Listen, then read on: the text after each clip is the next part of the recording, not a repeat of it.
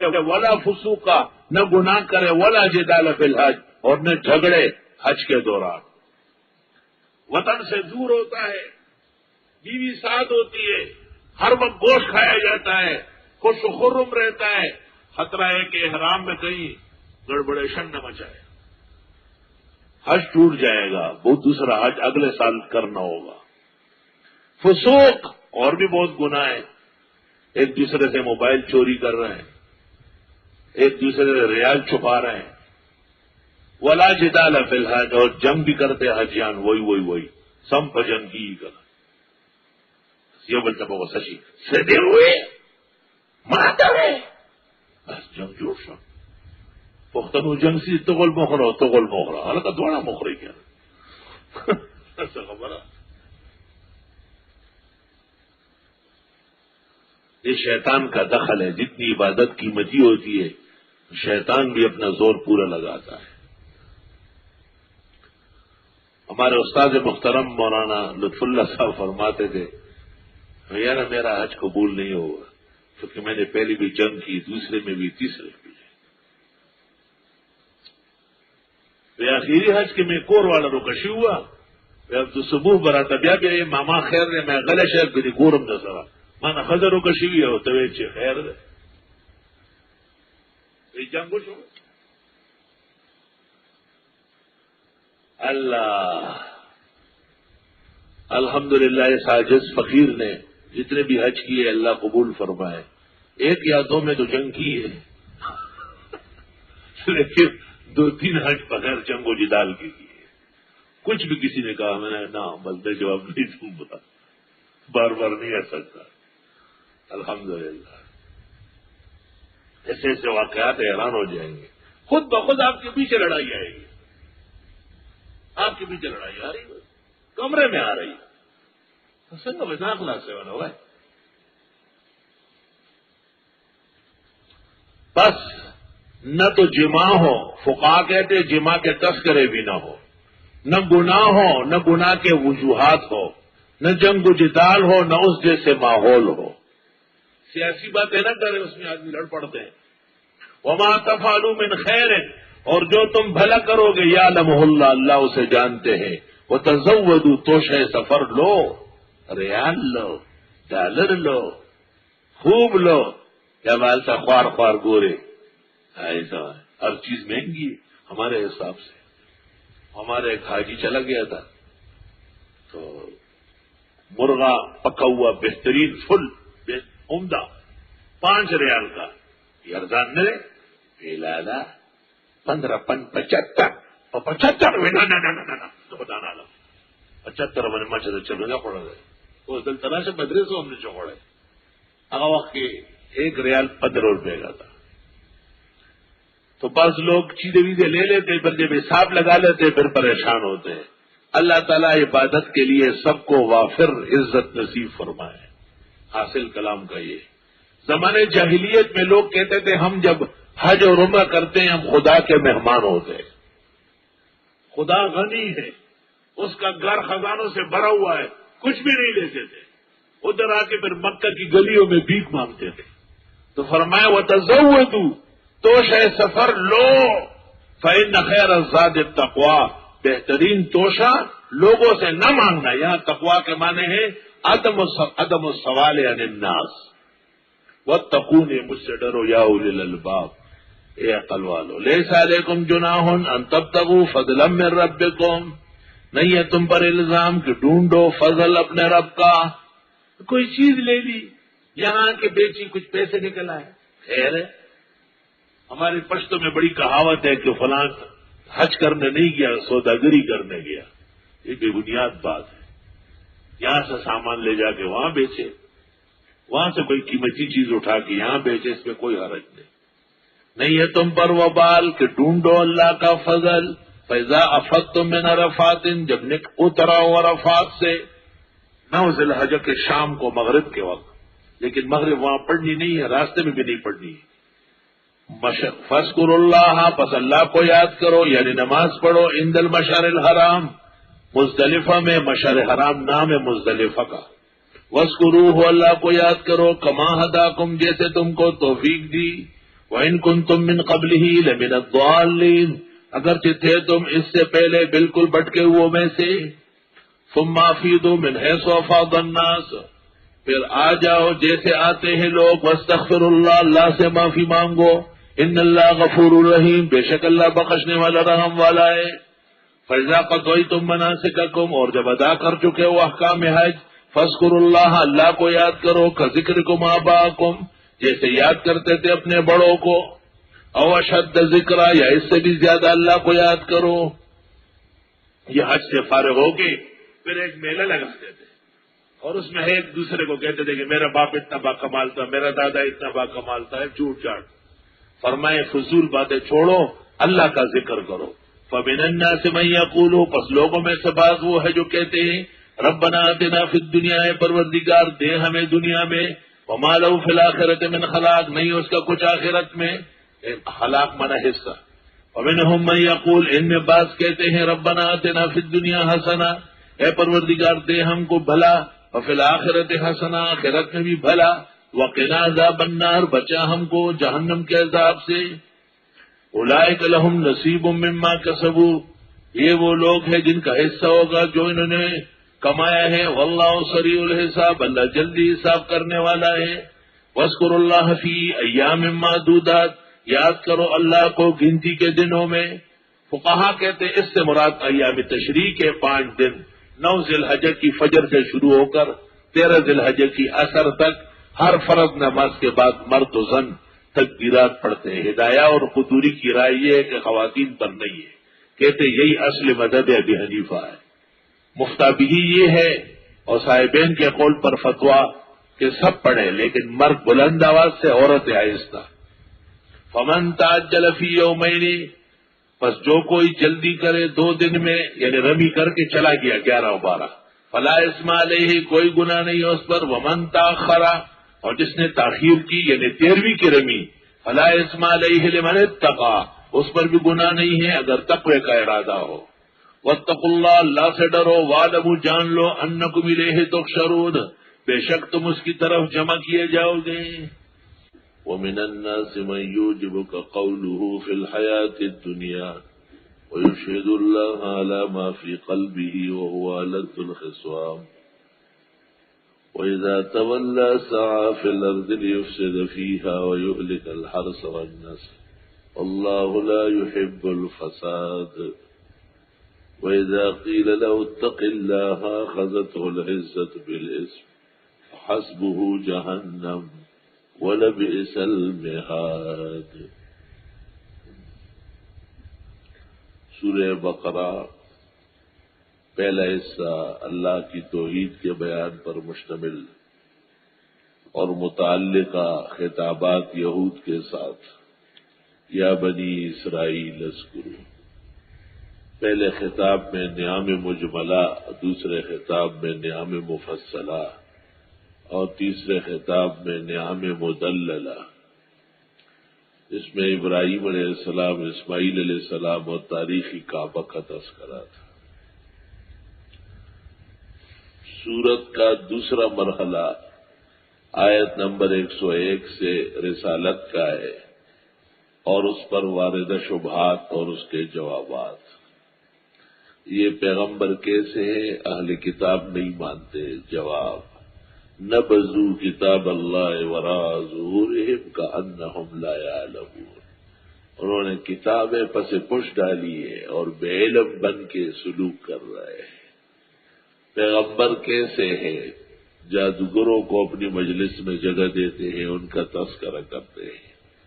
اور داؤد اور سلیمان جادوگر تھے. جواب وہ اللہ کے سچے معصوم صادق پیغمبر تھے.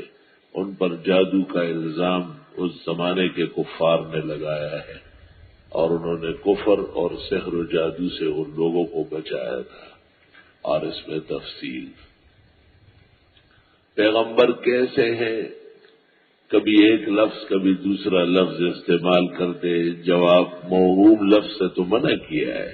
یا ایھا الذین آمنوا لا تقولوا رائنا صاف لفظ کی تاکید آئی. وقولوا انظرنا پیغمبر کیسے ہیں؟ کبھی کہتے ہیں یہ آیت آئی، پھر کہتے ہیں اٹھ گئی، جواب میں اللہ کے حکم کا منقاد ہوں، وہ جس طرح فرمائے وہی بھیجے اور جس طرح چاہے اٹھائے۔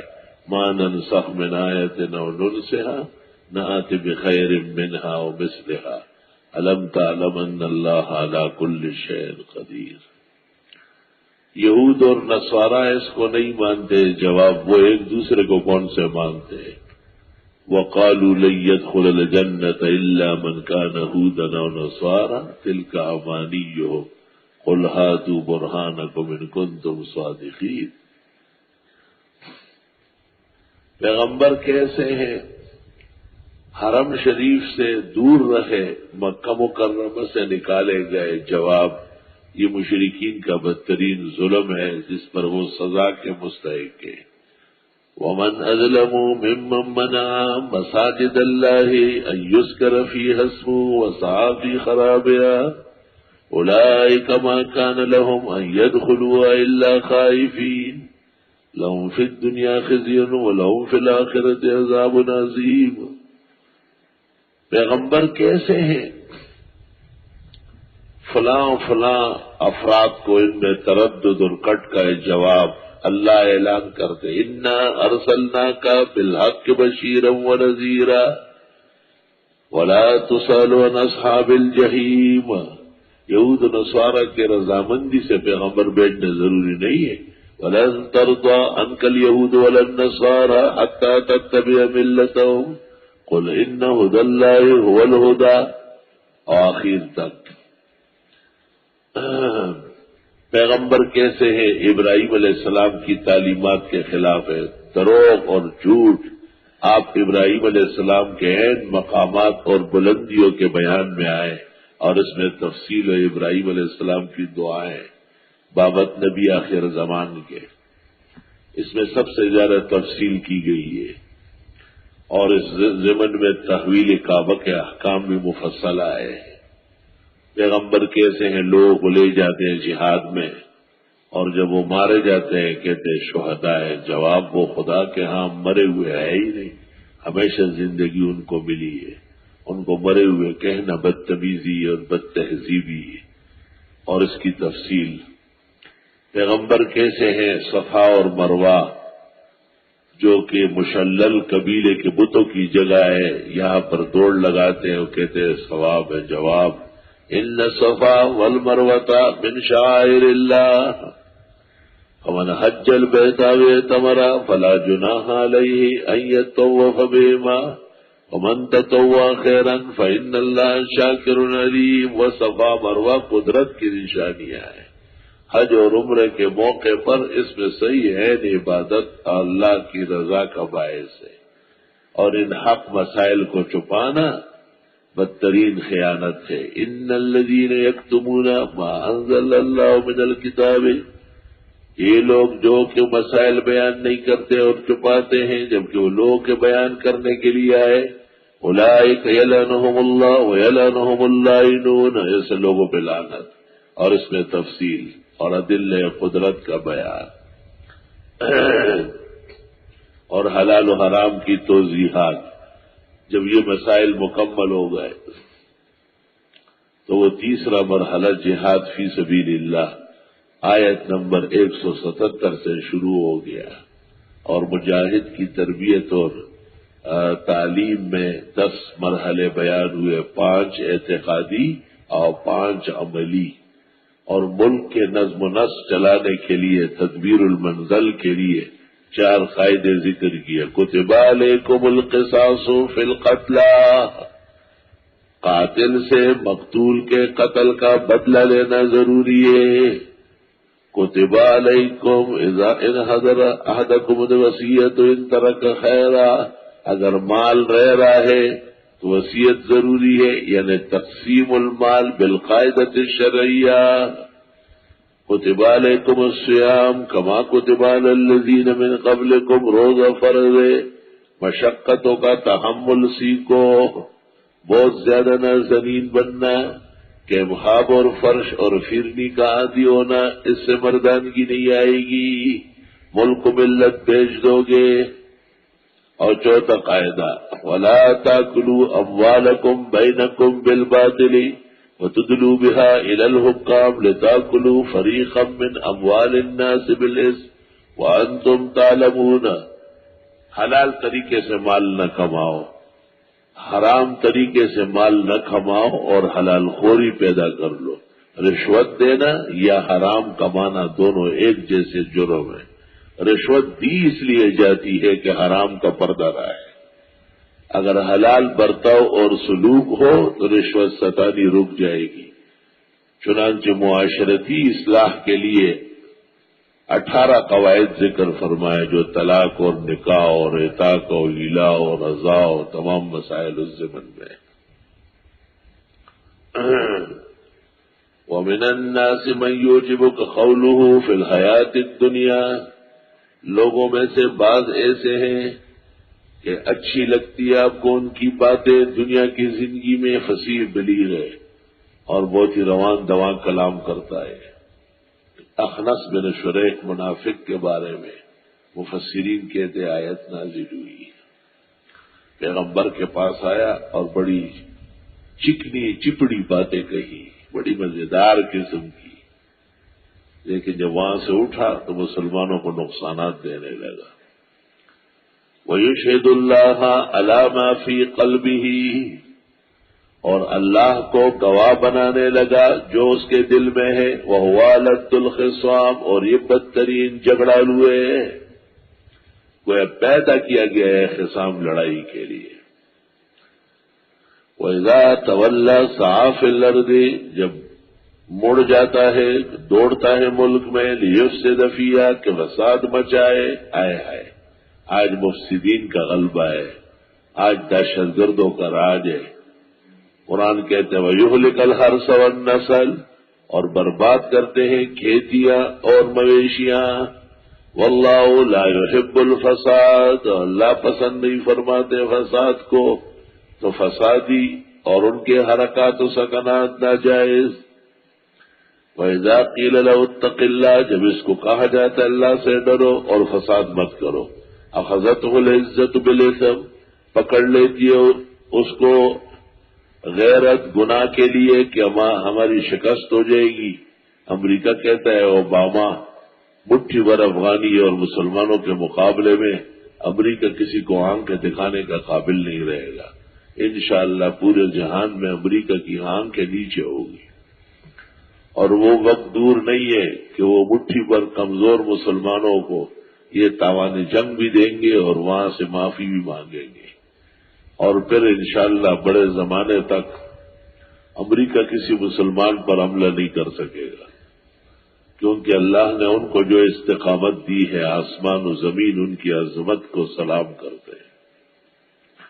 نہ ان کے گھر رہے، نہ حال و اولاد رہی، نہ آرام رہا، نہ راحت رہی، نہ کوئی عیش. تمام تکلیفیں جو جہان کی ہے وہ ان پہ لد گئی، مگر ہم ایک لمحے کے لیے خدا کے دین سے پیچھے نہیں ہٹے. وَكَذَلِكَ وَنُرِيدُ أَن نَّمُنَّ عَلَى الَّذِينَ اسْتُضْعِفُوا فِي الْأَرْضِ. اللہ فرماتے میری عادت ہے میں کمزوروں کو اٹھاؤں گا. وَنَجْعَلَهُمْ أَئِمَّةً وَنَجْعَلَهُمُ الْوَارِثِينَ. انہی کو پیشوا اور انہی کو تمام چیزوں کے مالک بناؤں گا.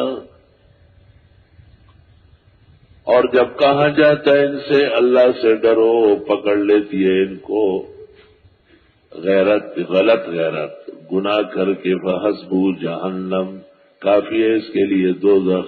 وَلَبِئْسَ الْمِہَادُ. ناکارہ بچھونا ہے. بعض مفسرین نے اس کو عام رکھا ہے، لیکن آیت کریمہ کا جو انداز ہے وہ خصوص کا تقاضا کرتا ہے. وَمِنَ النَّاسِ مَن يَشْرِي نَفْسَهُ ابْتِغَاءَ مَرْضَاتِ اللَّهِ. لوگوں میں سے بعض ایسے ہیں جو خریدتے ہیں اپنے آپ کو ڈھونڈتے ہوئے رضا الہی. وَاللَّهُ رَءُوفٌ بِالْعِبَادِ. اللہ خوب پیار کرنے والے ہیں ایسے بندوں کے ساتھ. صہیب رومی ہجرت کر رہے تھے، مشرکین نے گھیر لیا. آپ نے کہا میں اپنا گھر مال و متا دیتا ہوں. اس شرط پر کہ مجھے ہجرت سے مت روکو۔ چنانچہ یہ ان کی شان میں نازل ہوئی۔ مشرکین راضی ہو گئے، ان کا گھر مال و متاع لے لیا اور صہیب رومی ہجرت میں کامیاب ہو گئے۔ نیم جان بستان دو صد چاہت حد، مولانا روم کہتے ہیں گھر اور مال و متاع ہجرت کے سامنے کیا معنی رکھتے ہیں؟ نیم جان بستان دو صد چاہت حد، او آج در وحمت نیاید آد حد، ومن الناس من یشری نفسه ابتغاء مرضات اللہ، لوگوں میں سے بعض ایسے ہیں جو خریدتے ہیں اپنے آپ کو ڈھونڈنے کے لیے اللہ کی رضا۔ واللہ رؤوف بالعباد، اللہ محبت فرماتے ہیں ایسے نیک بندوں سے۔ یا ایھا الذین آمنوا ادخلوا فی السلم کافہ، اے ایمان والو داخل ہو جاؤ اسلام میں پورے کے پورے۔ ولا تتبعوا خطوات الشیطان، چلنا نہیں شیطان کے قدموں پر۔ انہ لکم عدو مبین، بے شک وہ تمہارا دشمن ہے کلم کلا۔ سورہ بقرہ کے اندر ذم یہود میں یہ بات آئی تھی، افتؤمنون ببعض الکتاب وتکفرون ببعض، کہ وہ کچھ حصہ دین کا مانتے تھے اور کچھ نہیں مانتے تھے۔ یہ خرابی سابقہ اقوام میں تھی کہ وہ دین کا بٹوارا کرتے تھے، مشکل و آسان، پسند آنے والا اور پسند نہ آنے والا۔ یہ ایک قاعدہ ہے کہ دین پورا مانا جائے گا، آپ کو مشکل لگے یا آسان لگے۔ چنانچہ اس قاعدے کا نفاذ اس جگہ مقرر فرمایا، اور وہ اس طرح کہ عبداللہ ابن سلام رضی اللہ تعالیٰ عنہ بما 6 ساتھیوں کے مشرف اسلام ہوئے تھے۔ اسلام میں اونٹ کا گوشت اور اونٹنی کا دودھ یہ مباح ہے، قابل استعمال ہے، اور دوسری طرف سابقہ ان کا جو مذہب تھا یہودیت، اس میں اونٹ کا گوشت اور اونٹنی کا دودھ حرام ناجائز تھا۔ تو انہوں نے خیال کیا کہ یہ تو بڑا آسان طریقہ ہے کہ ہم یہ 2 چیزیں یا ایسی چند چیزیں استعمال نہیں کریں گے، کیونکہ اسلام میں ضروری تو نہیں ہے، مباح ہے نا، اور ادھر حرام ہے تو حرام سے بچتے ہوئے اور ادھر مباح سے بچتے ہوئے دونوں شریعتوں کا لحاظ ہو جائے گا۔ ایسے بہت سارے لوگ ہیں ٹائی باندھے ہوئے، منع ہے جی، تشبہ بالنصارہ نہیں ہے، داڑیاں مونڈ رہے ہیں جی، فرض ہے، اور فرض سے بھی زیادہ اہم ہے، شاعر اسلام میں سے کمقل انسان، لباس رنگ ڈھنگ سب پرایا۔ چنانچہ اللہ تعالیٰ نے حضرت عبداللہ ابن سلام اور ان کے ساتھیوں کا یہ انداز پسند نہیں کیا، اور فرمایا اے ایمان والو داخل ہو جاؤ اسلام میں پورے کے پورے۔ گویا ایک مباح جو شریعت کے اندر ہے اسے کسی دین کی وجہ سے حرام سمجھ کے پیچھے ہٹنا، یہ خود شریعت کی تکذیب کے مترادف ہے۔ توبہ توبہ۔ اس سے پتہ چلتا ہے کہ مذہب غیر کا لحاظ کرنا یہ کوئی آسان مسئلہ نہیں ہے کہ ہر کدو کریلا اس کا ارتکاب کرے، اس کے لیے بہت زیادہ ایرک ریزی